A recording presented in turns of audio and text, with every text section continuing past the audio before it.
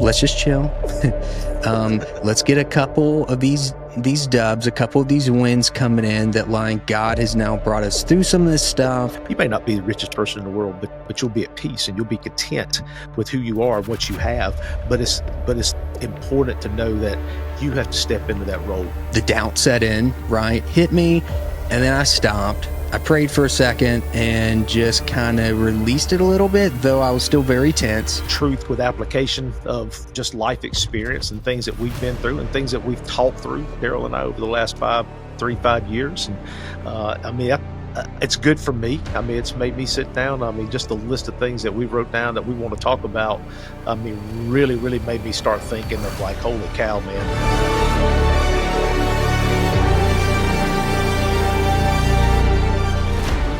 Things we don't talk about in church. That's what this podcast is all about. My name is Darrell Puckett. Joined with me is one of my good friends, Michael Chancy. And Michael, man, you know, we've been talking about for at least three and a half, maybe 4 years about doing a podcast together. And you're one of the most spiritually gifted men that I know in my life. And I know my time in Lakeland, Florida was around 2 years that me and my wife really grew a ton spiritually. I learned a lot about becoming an actual man of God and what to do with my faith. And ever since we moved away, we've been moved away for about 3 years out in Oklahoma, and we've just stayed connected, man. So, man, you know, we're going to dive into a lot of stuff, but let's just kind of jump in and just kind of introduce everybody. I mean, this is episode 1. So if you're watching it over on YouTube, if you're listening to it on Spotify or Apple, we sure appreciate that you found this podcast. Hopefully we can give you a lot of relatable spiritual insight, and then we can actually talk about things that you're not going to actually hear in church. So Mike, man, let's jump straight in it. Yeah. No, that's good stuff, Darrell. Yeah. Darrell came into my life, and he and his wife and their blended family, as they continue to grow, as become part of our inner core, who we are. But Darrell, I just love the real conversations that you and I have, and just kind of giving the audience here that's listening just a small bit of an insight of what you and I go through. First off, don't adjust your radios. I am from deep South Georgia. I know I do. I know I have that deep Southern twang that comes out. It can get a little bit thicker too, but I couldn't tell from that Georgia hat sitting in the background. I set that back there on purpose. But, I love how Darrell and I we connect on so many different levels, but, when we start talking about, Darrell, when you and I start talking about real things in real life and real church, a lot of times, when the subject's brought up, it's a watered down. And then by the time you and I dissect it and get through with it, I mean, we've gone from a watered down subject to, holy cow, why are we not talking about this a little deeper, in a spiritual realm? And so, that kind of sparked the relationship between Darrell and I as friends, going from, just being mentor mentee to, just a friendship to where, now we mentor each other. We talk to each other about issues and about real life, and about real subjects. And as we were writing down all the subject lines that we wanted to talk about, I mean, it was there. We were like, ooh, and like, oh my God, it's real life stuff that happens, but we don't talk about it in church for whatever reason. I mean, whether it's political, whether it's just controversial, whether it's society now that, has that, we don't talk about that thing, that label. So, which is really kind of disturbed me a lot, Darrell, lately. But anyway, we've come into a new time and a new phase. And so, just glad to be on here. I'm a father of 7, and been married for 23 great years, and looking forward to another 23 more. I've got about another 12 years left before I retire. And I love talking real, and I love talking authentic, and being transparent. I'm not always right. I mean, that's one thing. I mean, I'm probably not going to say things, and Darrell and I are not going to say things that people are going to agree with. Are going to sit back and go, oh my God, this is great. There's going to be a lot of people go, man, I don't agree with this, and that's okay. We live in a world where, if I'm wrong, I'll apologize when I get to heaven type mentality, that we're going to be talking about here on this thing. But I can promise you this. I mean, we're going to dissect it. It's going to be real, and it's going to get, sometimes I mean, let's just be honest. I mean, sometimes it's going to get bloody. Mm. Well, that's something that, just in today's church doesn't really happen often. It's especially from a preacher, pastor, whoever's kind of delivering a message. And I think that really goes into kind of the heart. Mike, you have a incredible history of men's ministry. You're a little bit older than me. I mean, obviously people watching this can tell, but we really connected. We met at a church called Grace City in Lakeland. Me and my wife Morgan had just moved from Alabama. So if you hear a little Southernese out of me too, that is why as well. But That's good.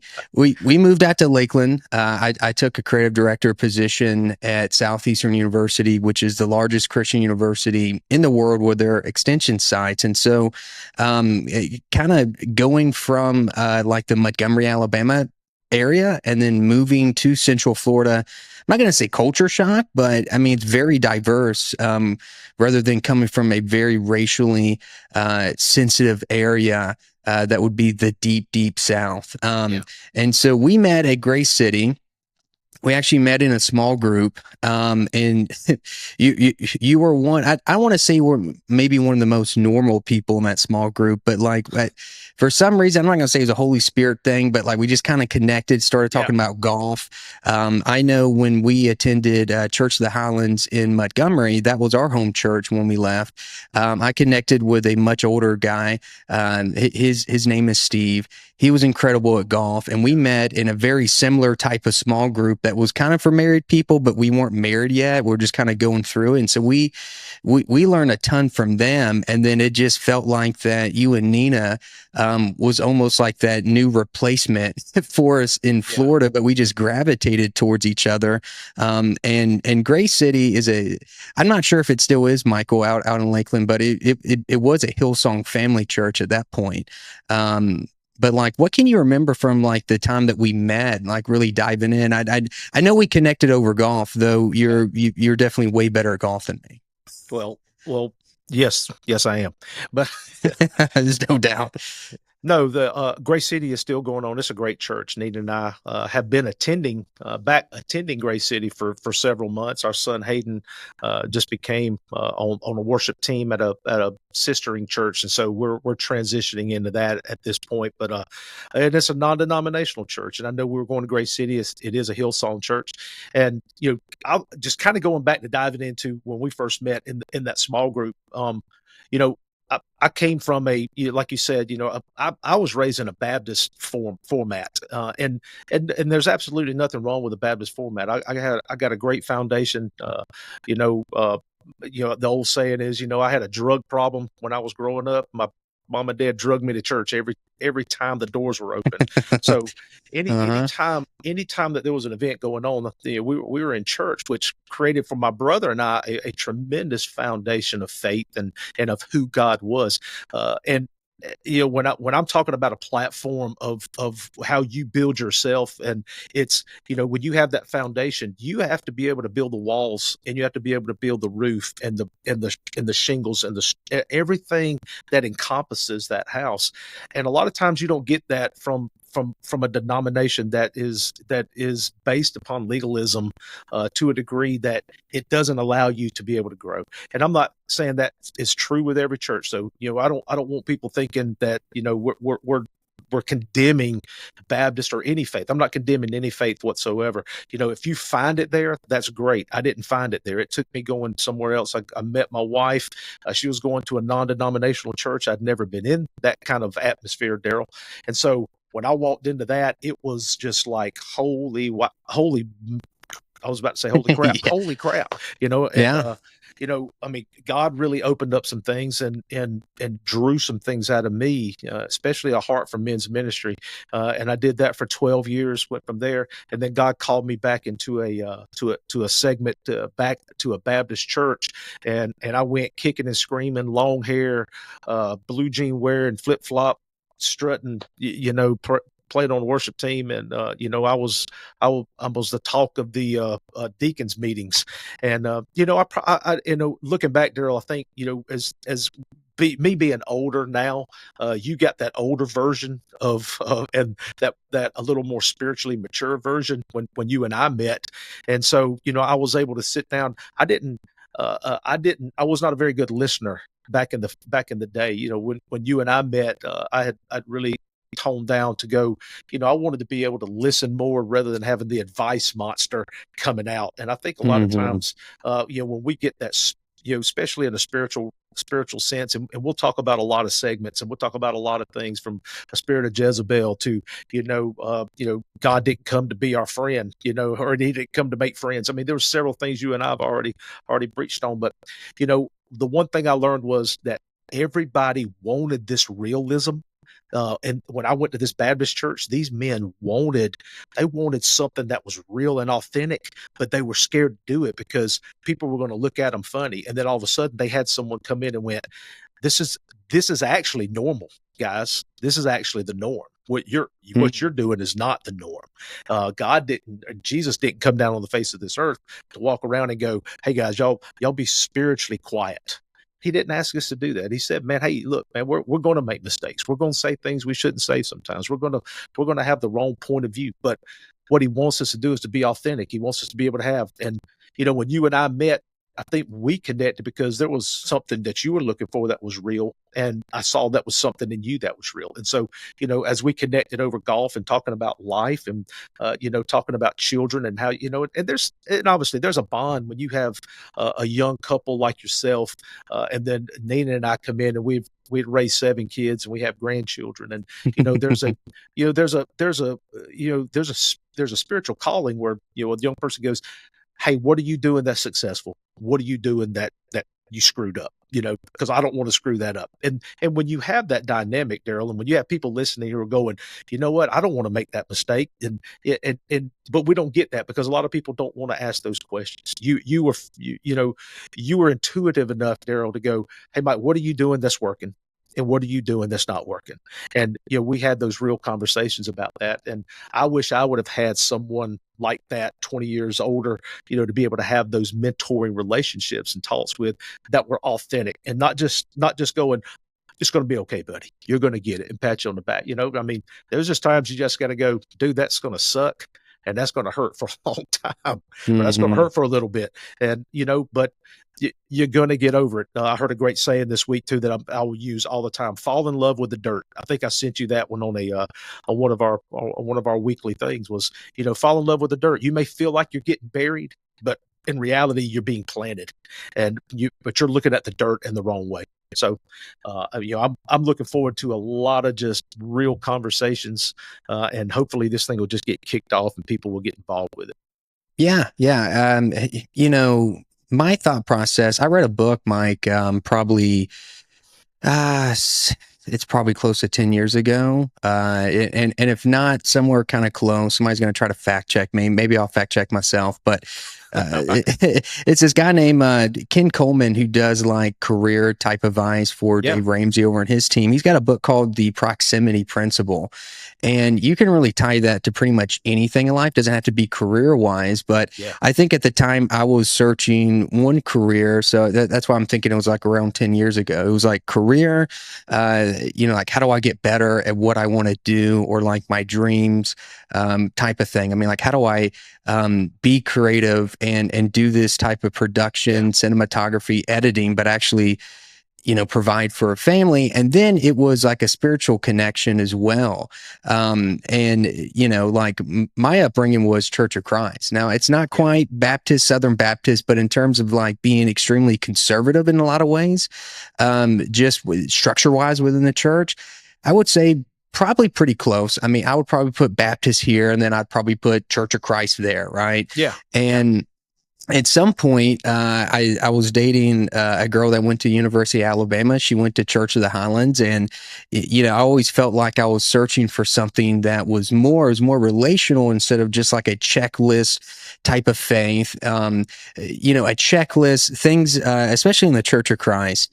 I've been really harsh towards them, but like the older I've gotten and the more experience I've seen with other denominations, it's a pretty common type of thing where there's a checklist, but nobody admits that there's an actual freaking checklist out there. And if you don't hit a couple of those things, well, then, you're being brought out in front of the entire congregation, Mike. I mean, I can't tell how many times I've seen good people, right? Good Christians that have just, hit a rough spot in their life, whatever transition period. And, a group of local elders and preachers, whatever, want to bring them up to the front, have them publicly confess type of thing. Or if they're not there, right? Like they're blowing them up with letters. And, it's one of the inside jokes I have like with my dad. And, we differ on stuff because he's still very prominent in the Church of Christ and in faith. Is I've never got the type of thing where they'll try to take scriptures from Paul, right? And talking about just disfellowshipping, right? Which is kind of more of a evolution of a term, at least nowadays in church structure and culture. But I always thought it was like very ironic that like, if you got disfellowshipped from a Church of Christ, that they would send you a letter and it's like, oh, sorry, like you're no longer, like you're no longer a Christian, like your salvation is like hanging on. Yeah. And you always thought, man, I mean, like the scriptures, it's Jesus's church that he planted. And, when he came back from, raising from the dead and just appearing to the apostles and the Holy Spirit comes upon him. And, you get those verses at the end of John where like he's talking about the Great Commission, right? Like go out, spread the word, preach the word. Paul's commission, right? You got the road to Damascus and like all this stuff is happening. And like, what's the main thing? And now in my career, I've got a really awesome position with a nonprofit humanitarian ministry where we do an incredible job at like doing the Great Commission. And looking back, I mean, I'll be 33 in June, but even the last like 4 or 5 years, like how my mind and faith has really opened up. And then I look back at this stuff and I'm like, man, why aren't we talking about this stuff in the church? Why are local congregations at any denomination, right? I'm not singling anybody out. But I can throw it at mega churches too. Ones that I know, pastors, local pastors, that are campus pastors there. Why are we so consumed with just growing around, our, city, okay, our tri-city, our state, but we're just really focused there. Right. And kind of what I do for a living is basically go to YouTube and like other places, wherever. I mean, if you're on YouTube watching this podcast, I mean, it's kind of what I do for a living, is create content, use analytics and data and create it to reach people of all nations, right? With this type of spiritual content. And so like, that's just always been my frustration. And then like, as you and me have just kind of grown closer, even though we live pretty far away from each other, I think maybe the next 4 to 6 months we'll a little bit closer, which would be awesome for the podcast. But man, I just got an itch about this where it just, you've got this unwritten, nobody wants to admit checklist, and the gospels don't read like that, right? Like there's no omission of Old Testament, Old Covenant to New Covenant. And there's just all these things that just really complicate salvation and just relationally doing life with people and struggling together, suffering together, right? And just figuring it out.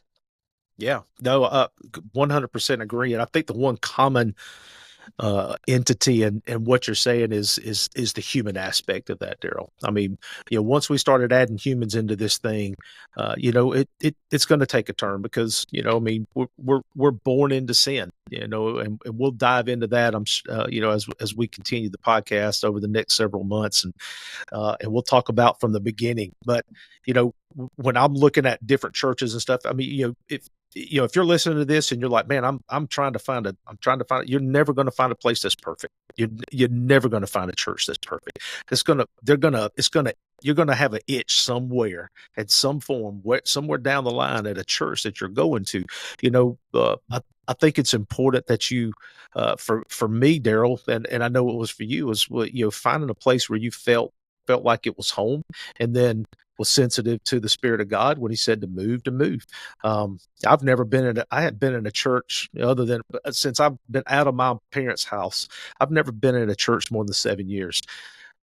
We just wander around, and you know what? We've made. I mean, I wouldn't have met you if I was staying in a church for 40, 50 years. I mean, I wouldn't meet people like Darrell. I wouldn't meet people that I'm associated with now and still have lifelong friendships with, that were at my home church. So, as we start talking about these what churches call sensitive subjects, and as you and I have been looking over this kind of criteria over the last several months, and just knowing that, man, it's going to be there's some things that we're going to talk about that just aren't real. You and I have been real, Darrell. I mean, Yeah. if we had some recordings of our conversations riding back and forth on I-75, they would blow up. Some of them, we're having real spiritual conversations, but let's be honest, some of them I'm like, would I want my wife to hear this? Probably not. I know. I was thinking about that before we started today. I was like, well, I mean, like, we're starting this thing. Yeah. Because we are having authentic, on the table conversations about this stuff. I'll give you, man, this is a great story, and I'll kind of lead off with this because I have some really good ones. But the very first men's retreat I ever did, it was with a Baptist church. It was the first full men's retreat with the Baptist church. I'd done before, but I was with non-denominational churches, and so I'm going to this Baptist church, and they hired me on as I was part-time director of men's ministry. I had a full-time job. I was doing this part-time. I was really, really sketchy going into it because I'm living this authentic life at this other place, and now I'm coming into this, and I had been in that and been underneath that spirit of religion, and so I immediately thought, man, it's got to be the same because it's of the same denomination. So, that spiritual immaturity of me, I was in my mid-30s when this happened, and so I went into it with a bad feeling already, but got into it and was really engrossed into a Sunday school class. And first time I've been in Sunday school in multiple years, there was a group of men. And so I stood up and said, hey, I'm director of men's ministry. I'm planning a men's retreat. And immediately had one guy stick his hand up. And from there, I had 12 men on the first men's retreat, 12. And so we get in this little bus, and we went up to Pine Mountain, Georgia from Tifton. So in my experience, you just get away. You don't give men an excuse to go home because they will. If you're starting to push buttons and you're starting to make people squirm in their seats, if you give them a reason, if they're within a 30-mile radius of home, they're going to go home, and you're probably not going to see them the rest of the weekend. So we went off, and we're up at this cabin, and the first night I'm giving my testimony, and I'm giving a testimony of just my addiction to pornography, and how it just annihilated my first marriage, how it almost ruined the second marriage.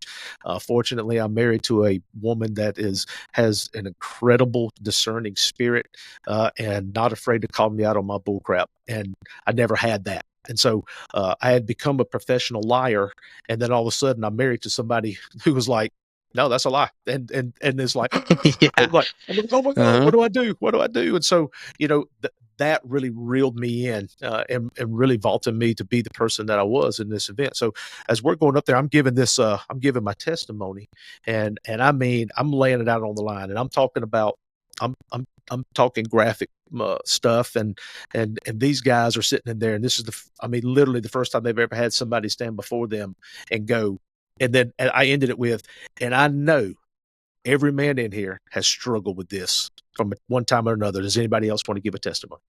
And raise your hand, jump right on. Yeah, raise your hand, jump right in. And my brother, the late Richard Chancy, and I know we'll talk about him in some other podcasts, but Richard and I had talked about this, the art of silence. And so when I said that, I was just like, awkward silence. And man, it rocked on. It felt like 5 minutes. It might not have been but 30, but when you're in a room and this is the first time and you want it to be successful, I'm sweating and I'm like, oh my God, please somebody. And I finally had this one guy, he became a really good friend. His name's Chris. And Chris raised his hand and Chris goes, I got the same problem. I've been dealing with it. And Chris laid his testimony. And then Chris challenged some other men in that group. And then when they didn't raise their hands, he said this, and I quote, and I'm going to tell you, this thing turned out phenomenal. But he goes, so none of y'all, Chris goes, so none of y'all want to talk about it. None of y'all, not even the ones who were sending me naked pics in the church bus on the way up here. None of y'all. And it just got, and Darrell, it got real. That's when it just got real. From there, they kind of laughed, and then it just opened up, because I think people just want to know that, hey, I'm not the only one going through this. I'm not the only one dealing with this stuff. I'm not the only one dealing with marital problems. I'm not the only one dealing with spirituality problems. I'm not the only one dealing with fornication or adultery. There's all. Doesn't mean God doesn't love you. It just means, man, we got to talk about it. I mean, we got to be real with it. We got to be authentic. We got to put it on the table, and we got to make a meal out of it. Darrell, every now and then we'll just throw stuff in a pot and cook it. And every now and then I ask Nina, man, that's great. What was in it? She goes, I don't know. It was just stuff we had left over. Sometimes that's just how it goes, man. You throw it all in there, you start stirring it around, and man, it becomes a delicious meal. But the only way it happens, Darrell, is you got to throw it in the pot. You can't just leave it sitting in the refrigerator. Yeah, and a good bulk of stories that I really want to jump in. My hope for this podcast and just this type of content is that it's relational.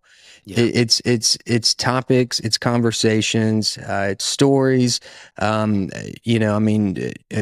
from time to time we will throw in some timeliness. If something's happened politically, right? That might have something to do with spirituality. But I think your experience in men's ministry and just mentoring guys like me, especially when you were my age, right? And like you were just seeking and searching. And I want this content, whoever listens to this, whoever watches it, to get some encouragement out of it, right? Because we're all in the same boat. And with today's culture, with today's men, Michael, for goodness sake, Trump on his first day in giving a speech had to literally sign an executive order that there's only two genders in this country, right? And literally right now is the biggest battle, spiritual warfare, battle we can't see, that is happening on this planet, and it's with men. I truly believe just how weak men have been, and much like your wife Nina, my wife Morgan doesn't hold a punch, right? Like they can spot anything. She has a spiritual gift of discernment like I've ever. Literally, it is truly incredible. And so, I wouldn't say that by nature do I struggle with lying. Absolutely not, right? But as you kind of fib it, you fib the truth a little bit. You kind of get it because obviously I don't want to get myself in a hole, right? Yeah. And so I feel like you're kind of the same way a little bit in terms of how we can relate to, like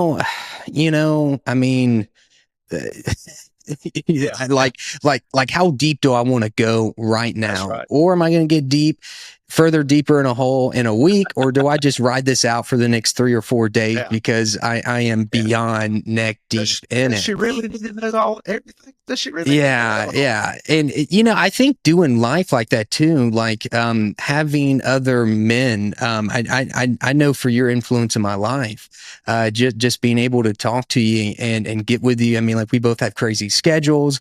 A lot of the times it just somehow lines up. Like Friday afternoon, I'm driving in to work and we get to chat. If it's for 10, 15 minutes, I really look forward to that time and cherish that time, right? Because like I'm getting sewed into, and you know, I mean, like you told me something, and it's a story we'll get into. I'm sure at some point, like a lot of these episodes, even this one is 100% unscripted. We're ad-libbing our way through it. We kind of just know what's on our heart, and how much we know that people need encouragement and need relatable stories, knowing that other Christian men are struggling with different things, or just how tough life can be. Yeah. But like you told me something, I think about 6 to 8 months ago, and you know, I was asking you, I wasn't really asking, I was telling you about my struggles, right? I was pretty much complaining, right? I was looking, hey, Yeah. Mike, I need somebody to listen to me. You know, someone that has had ups and downs financially. I mean, everybody has them, right? But you're on the other side, you know, I think, with just that blessing of just a lot of wisdom, a lot of pitfalls, and a lot of ups and downs, right? And so I was in one of those moments in my life that, which hopefully very soon I will be out of 100%. But Yeah. I was in one of these spots with a piece of property that I purchased, put a lot of money into it. It was an historic home, a 1902 property, right? Put a bunch of money into it. Market is hot, baby, like over a year ago. Value of properties, you know, it's like the whole back end of the COVID type of stuff. And out of nowhere, you know, which it wasn't out of nowhere, I leaned on my own thoughts, and ways that I thought that I could deal with it. 100%. I mean, I was kind of like lukewarm in out with God, like, hey, God, are you actually going to take care of this? Or, you know, I think I can do these renovations. I think I can get this much more for the property. And so, like, what did I do? Well, I cash flowed like 20 grand of this, right? And then I ran out of cash and things just kept happening. And I said, well, you know, I've got excellent credit. And next thing I knew, Mike, I was like 48,000 plus in credit card debt. Had it Hey, listen, consolidated. let's just say this. Darrell never called me about this. I No, did not consult him on it. no. It was a season where we probably texted more than we talked on the phone, Yeah. right? Because I was Yeah. just in the pits, and you know, I just thought I could do it. And you know, Morgan never asked questions, and she asks more now. I want her to be more involved with the finances and like goals Yeah. that we have together. And but man, I mean, I really did. I really did it by myself. You know, Yeah. because I thought to myself, I ran the numbers. I'm a really analytical type of guy. I'm pretty good at math. I'm like, well, I could do this, I could do that. The market looks great, Ryan. Well, you can't control the market. And what do you know, Mike? You know, like actually today, as we were recording this podcast, the guys that are buying it are signing papers. So I think later today I'm going to be done with this curse that I had, right? That was a lot self-inflicted pain, but Yeah. you know, you're talking about a house that should have been gone in 60 days. And I carried a mortgage, and now where I live now, a lease, a rental house. I was carrying both for almost 16 months, right? And so when I was walking you through, I can't remember what point in my downfall I was actually in mentally or spiritually or anything. You know, it was kind of a blur. And, you know, I was telling you about how I was praying for it, and I just wasn't getting, you know, I wasn't feeling like I was getting answers or direction, results, good or bad. You know, like I just felt like I wasn't getting anything, and I was trying to do everything. And you said something that you had a pastor, I think, asked you one time, and you asked me and said, you know, Darrell, do you think it's really an unanswered prayer, or do you think God actually answered it? Yeah. And it got me to really think really deep. It prompted me into a condition of crazy intentionality with like, just from how I wake up, how I look at my kids daily, how I just take it day by day and like full faith and not worry about stuff. And it you know, it broke me mentally, and physically too, because I mean, I was in just a crazy state, of just being just completely worn out. Yeah. And you just flipped it and brought this completely different perspective on unanswered prayers, going through trials and trauma, you know, to a family. Yeah. Yeah, no, I remember that conversation distinctly, and I think it was I think the exact sentence was, Darrell, an unanswered prayer is an answered prayer, and That's tough to hear when it is you're, tough to hear. I heard that when I was wanting to be full time ministry at one point, and man, I mean, dude, I was doing everything in Mike's power to be full time ministry. In Mike's power, I was doing that, and then I had a great mentor of mine, John Hughes from the First Baptist Church, and still a tremendous mentor to me today in any segment of my life. I consult with him, but I was just telling him I don't understand. I said I don't know why God has not answered this prayer, and John told me that. He said an yeah. I unanswered mean, did he prayer. grin? I mean, like, because I we don't know. It talked was, on the we're on the phone. phone. We're on the phone. I wasn't. Okay, No, I okay. wasn't grinning. I don't think. I mean, I don't relish in. I don't relish in that. I mean, there's nothing I would love more than for God to answer your prayer and go, yes, Darrell, and here it is. I'm gonna bless you with $100,000 equity on this home, and you're gonna get it. But a lot of times, we pray and pray, and then we could just get. I mean, let's just be honest. Let's just cut through all the crap here. I mean, we get pissed off at God, because He doesn't answer our prayer the way we want Him to answer it, and then instead of go accepting the no, we will just continue to pray and waller in the stuff that we have. And then when we do that, Darrell, we become out of order. And when we're out of order, our life becomes chaos. And I was reading a book about chaos in marriage. And man, once that chaos starts going, dude, I mean, it's like a snowball. I mean, it just keeps going down. Not only does it affect you, now all of a sudden, because you're the head of the family, I mean, it all starts with you. And if you're in chaos, nothing else is going to be right. And I think you probably more than anybody probably just are sensing that now. I mean, this weight's about to be lifted off of your shoulders. There's probably a lot of things now you're going, and you're probably breathing a little easier. You're probably going, man, this is the way life's supposed to be. But those are the pitfalls of the ups and downs of life. I wasn't like mad at God, Yeah, at least in like, this past 2 years worth of struggle, yeah, financial. I mean, I was basically paying for two families to live, right? I wasn't ever mad. I just think on the unanswered prayers, the no or not now or just silence, right? So like in TV back in the day when I did it, we would call that the kick and pause. yeah, And I feel like I got a really good kick and pause from God. And I wasn't mad at him, but I think selfishly, what we do in our own minds is that we come up with these plans, right?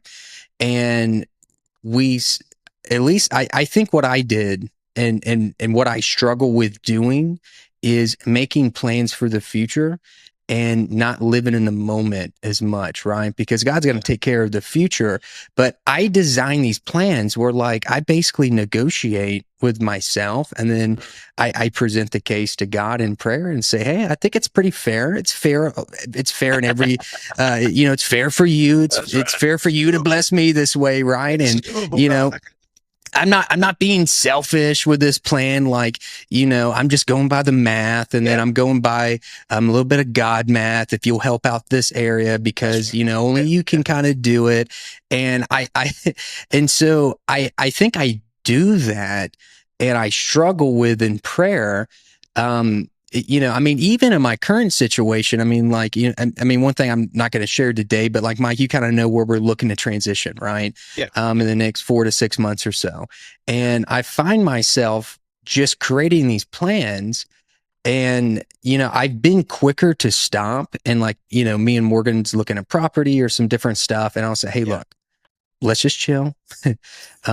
Let's get a couple of these dubs, a couple of these wins coming in that like God has now brought us through some of this stuff. yep, Let's just let him direct it. And if it's a property in an area that we want to live on our next transition or, like the reason why we're going to be making this move, if God wants us to do these things, let's just slow down. Let's not even make a plan, right? Let's come up with maybe ideas that whatever he makes it look like, because every time, I mean, like whatever he comes up with is always better than like our plan initially. But yeah, I think I find myself, and I think other people can be very relatable, if you really stop and think, do you ever find yourself designing a plan, pitching it to God in prayer, right? And you rinse, repeat, however long, multiple times a day. And it's not like, I mean, you're not arguing, right? Yeah. You're not like pressing your case, like if you were in court here, like on earth. But it just feels like you've designed something. You said, well, it's a fair shake for you, God. A little God math here, a little Darrell math. I'm going to sprinkle it right here. And if both of those meet together, then it's going to look like this. What do you think about it? Yeah. No, How about a yes? yes. Almost like you're negotiating with God. I'm giving my 10%, so, where's yours? Where's yours? And, it just takes it takes so long sometimes. And then a lot of times God just doesn't answer. He says no, or, whether it's with your job or, whether it's having kids, adopting kids, and I know a lot of people, I know you, Darrell, you just adopted a kid, and I know that took a little longer than you expected. So there's always that doubt, and I think God puts that. I think doubt. I won't say God. I think doubt hovers to give us perspective that God is in control, because the moment that we start letting doubt seed who we are, doubt is such a spiritual warfare arrow that he uses, especially on men. Doubt, discouragement, those things, and we'll talk about that, I'm sure, in future cast as well. But man, those things, and let me preface this by saying too, Darrell, that you and I talk about men a lot, because and I think I think God designed men to be the head of the family. I think he orchestrated that. He says it in the scriptures. He says it, he created that. And, I think everything is out of balance if the man is not doing his part, if he's not doing what he's supposed to do. My wife reminds me of that all the time. I mean, Darrell, you can probably attest to this, and anybody listening to this, especially if you're a man or if you're a female, if your husband is not leading the way he's supposed to lead, more than likely there's chaos. Everywhere. Yeah, the moment he steps into his role and he's doing what he's supposed to do, he's loving his wife like God loved the church, and the wife is and we use this word submissive, but that's not the text that everybody's gonna take it in. But and the wife is once that accord is wrapped tight, dude, I'm telling you, man, things flow. You may not be the richest person in the world, but you'll be at peace and you'll be content with who you are and what you have. But it's important to know that you have to step into that role. We'll talk about that. One of my favorite subjects is just getting men off the sidelines and getting them into the freaking game, man. We can be, Darrell and I can be cheerleaders all day long. If you're listening, we can be cheerleaders, or we can go look at game film, baby. And I'm a game film person. I want to be in the game. I don't want to be on the sidelines. And, there are times where I have to go sit over there, and I have to consult. God gave me great friends like Darrell, and great friends like I have Tim down here, and the guys up in Georgia. But those guys only exist in foxholes, and I use this in a battle term, and I've used this before in men's ministry, Darrell, where he's giving me guys like you. You're in another foxhole, and man, when I need help, I can call and go, hey man, help me out. But God only created one person to be in the foxhole with me, and that is my spouse. And I have to protect that. I have to protect that at all means. I fail at that miserably sometimes. I mean, I'm just as human as anybody else. And, it's a humbling experience when you do fail at that. But it's important to note too, that if your wife doesn't have permission to speak into that, man, you're never going to get over that. And you're always going to be behind the 8 ball, feeling that spirit of discouragement, spirit of doubt, and those things will eat you up as a man, and then they'll eat your family up. And then everything else cascades from that. So, just some of the things that we talk about, Darrell, are just absolutely pertinent to what it means to be a Christian man these days, and what it means to be an authentic one at that. Yeah. So, I mean, even that point about being in the foxhole with your spouse, right? That's a completely other podcast in terms of things that, people don't want to talk about in church. Pastors don't want to talk about it. Elders, deacons don't want to talk about, because most churches want to pick and choose scripture, and they really want to focus on some front half of some book, chapter, verse. And, Yeah. Anybody listening, anybody watching, we're going to get into some book, chapter, verse, right? We're not theologians. So if you want to drop your comments and try to argue back and forth, that's fine. But at least how I read the scripture, and a lot of really godly men, that are incredible leaders, right? Women have a voice, right? Especially in marriage, especially in church. Okay. Sorry to say it, but it's in there. To what level? We'll discuss that in another podcast. But I wanted to point that out as I transition just to kind of part two of my home story. And I'm sure we'll dive in and laugh, hopefully laugh way more about this story in way other episodes down the line. But I got a call Wednesday of this week. So like we're filming this one. Today's Friday, right? My closing's supposed to happen. If it already hasn't happened, I haven't got a text yet. Okay. Well, Wednesday, I'm sitting at work. Mike, I get a text from my agent, right? So a quick skinny on this house without getting into straight numbers. I have sold it for less than I bought it for, and I've owned it almost 3 years. So that's a tough one, Mike. But hey, I've surrendered it to God. I have just said, hey, like it's not about Darrell math. Okay. Yeah. Release me from it. That's good. That's just, no, that's good. Just release me. And so, the quick skinny, I was supposed to make, me and Morgan were going to cut a check. I think like 13 to $1,500, right?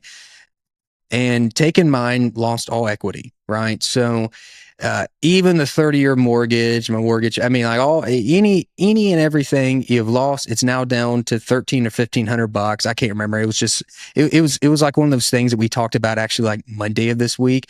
Hey, when we get this small check on Friday, you're going to spend like $100 and get some new shoes or do something, and like maybe do this for the kids. I mean, it's not like nothing, but it's not moving the needle, right? That's right. And so Wednesday, Mike, I get a text from my agent, says, "Oh, hey, buddy, I didn't want to call you because I figured you're at work," which means that she just didn't want to call me with bad news. And so it turned out that we owed, because somehow our escrow account, because I switched mortgage insurances, right, went like -3 something grand.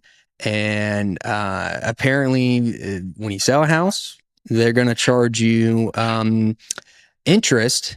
And I got charged 2 months of interest, almost $1,800 on top of the negative escrow.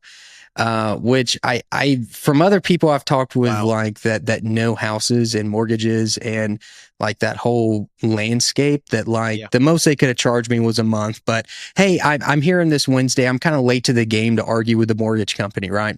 And so all I knew was that I was going to owe like 3,300, 65.47 or something, like just some random amount of money. Well, Mike, guess how much money I had in my checking? I had about $1,500. Okay.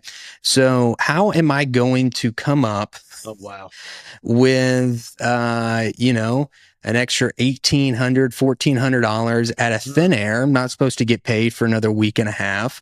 Like, what am I going to do? And so I panicked. The doubt set in, right? Hit me. And then I stopped. I prayed for a second and just kind of released it a little bit, though I was still very tense. You may not be the richest person in the world, but you'll be at peace and you'll be content with who you are and what you have. But it's important to know that you have to step into that role. Morgan is now beyond pissed off and just just like down in the gutter, right?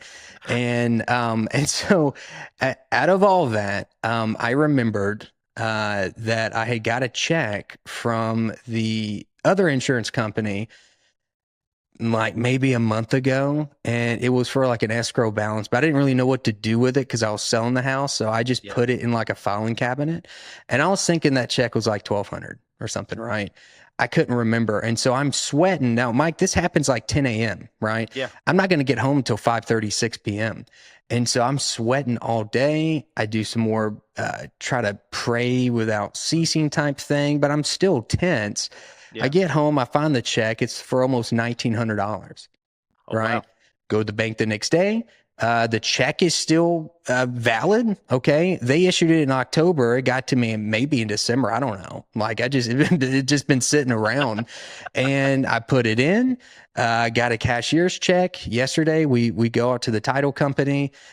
We sign it over. I give the check. Hey, this is what I owe. They even have me sign a document on capital gains tax, which wouldn't apply to this, but I just laughed and said, well, I'm not actually gaining anything off his property. If you didn't notice, I just gave you a check for almost $3,400. Yeah. So that was a laughable moment, but it just gave perspective and, and again, Mike, these people could put, I mean, I ain't got a confirmation text, right? So next time we actually record, this thing could go another way for sure, right? But like, I just had a lot of peace, and Morgan was still tense and still kind of in a bad mood when we were signing papers. I was like, look, buddy, it is, nothing matters, right? Yeah. Money, I can make more money. The only thing I can't get more of is time, right? What do I do with my time daily, right? How much time do I spend with God daily? How much time do I spend relationally trying to figure out how to be more like Jesus or interact with the Holy Spirit that we can't see, but by faith, the Holy Spirit moves? Yeah. What am I going to do with the only thing that you can't buy more of? Because that's the only thing that matters while you're still breathing on this earth. And so it's all perspective. We can make more money. Yeah. Right. It's just dollars and cents, man. But no, I just figured I would round that up because it just so happens, I was expecting to, get a text of celebration maybe an hour ago, and still hadn't got it. I'm not nervous about it. I mean, if it went down, well, then I guess I get a check for almost $3,400 back from the title company, and then we just be paying the mortgage. But it's like, I was joking, I was laughing, signing it over, and I just had to get Morgan snapped out of it. I was like, it doesn't matter, right? Yeah. If this is the end, and we really hope that God is just going to close this chapter, because, buddy, have we suffered? Yeah. But if we didn't gain anything in the suffering, and if we didn't grow spiritually, if we didn't grow and persevere, right? I hope we can come back to the next podcast and say, Mike, that the house sold, and buddy, guess what? I wouldn't trade the suffering for the past 2 years of this house, the financial pressure, because it just freaking molded me, grew my faith like nothing else, because I was at the bottom for most of it, like driving Uber Eats to like put groceries in the in the fridge. And like, it's not like I mean, I'm pretty blessed with my salary. Yeah. And so it's not like I don't do well. I do pretty well, but like, just the humility of saying, I'm going to have to go pick up some food and drop it off, because like, I've got to be a man. I got to be the godly man in my family, in my marriage. I got to provide. And maybe I'm not working hard enough. Maybe I have to get perspective. And, like, the past 16 months have really shook my world and perspective in life. Yeah. Well, man, you definitely fallen in love with the dirt, Darrell. And, I mean, when I hear that story and I think about, man, I mean, it could have buried you, but you decided to let it plant you. And so, we all have those moments, and I love how life is it's just a cycle. I mean, right now I'm on the good side of things. When something hits, I hope I'm ready for it. But I think that's the only way that God is able to grow us. That's the only way God is able to stabilize us from, if nothing ever bad happened, how would you know what you can endure? How would you know what you can grow into and be? I mean, there's a great story to that. I'll wait and save that for another time. I don't want to tell all my good stories here on the Save very them, first save them, one. man. Yeah. No, I mean, like, we were trying to do 30 minutes, and now it's been almost an hour. So I know let's, it, man. let's try to land the plane, Mike. So like, what's Okay. your, just last thought as people watch this for the first time, maybe they just find it because of just the title, maybe it just intrigued them. But I mean, like, what's your lasting thought form in this first episode? Yeah. No, this is going to be transitional. I mean, if you don't want your toes stepped on, or if you don't want your spirit stirred a little bit, this probably isn't what the podcast you need to be on. You need to find something else that's a little more softer. We're not going to get on here. You're not going to hear us cussing. You're not going to hear us screaming. We may get excited, but what you are going to hear is us telling truth with application of just life experience and things that we've been through and things that we've taught through, Darrell and I, over the last 5 years. And it's good for me. I mean, it's made me sit down. I mean, just the list of things that we wrote down that we want to talk about, I mean, really, really made me start thinking of like, holy cow, man, where am I at on this now? Where am I at on that? So, it's going to be good application for us too. But man, I'm telling you, this is going to be good for your soul. It'll definitely be good for you in your marriage and your family to be able to apply order and what that order is, and to be able to talk about it at home. And we'll talk about how we talk to our spouse and how we communicate with them, how they communicate back with us, and then how we think they're wrong, but we know that they're right, and and then how we as men overcome that, and set that pride aside. But we're all fighting the same fight. We're in this human race, and we're fighting a spiritual warfare, in a spiritual battle for our carnal minds every single day and every single thing that we do. And we'll get deeper into that as well too. I'm super excited about it, Darrell. Do us a favor, hit the subscribe button if you're watching over on YouTube. Also hit the bell notification, as to a high majority of you finding this podcast are most likely not yet subscribed to this channel. So help us out to grow the channel. Hit the like button if you really agree with this content. We'd love to have you in community, into proximity with our content, with our podcast. We just really hope that we can just help sow into y'all's lives as y'all sow back into us, and just do life together. That's going to do it for the first episode of Things That We Don't Talk About in Church. We'll see you next week. Thank you.